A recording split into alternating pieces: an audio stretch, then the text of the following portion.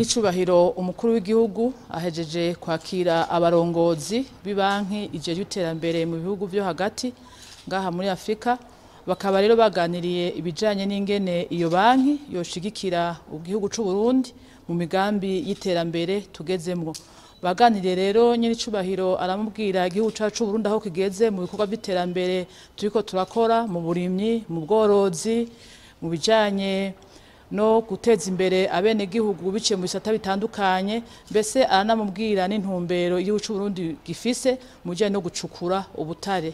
Uyu rero arongoye iyo banki yamubwiye yuko ibikorwa uno munsi igihugu c'u Burundi kiriko kirakora ko bijanye n'ibikorwa bisanzwe byarashizwe imbere muri iyo banki ijejwe iterambere mu bihugu vya Afrika. Bakaba rero bavuganye ko bagiye kuraba ingene boshigikira igihugu c'u Burundi mu migambi y'iterambere tugezemwo. Bavuganye rero igihugu c'u Burundi aho cavuye, aho kigeze, niyo cifuza gushika kugira ngo bikunde umwene gihugu atera imbere dufashwe mu mugongo n'abasanzwe bafasha igihugu c'u Burundi mu iterambere ridakumira.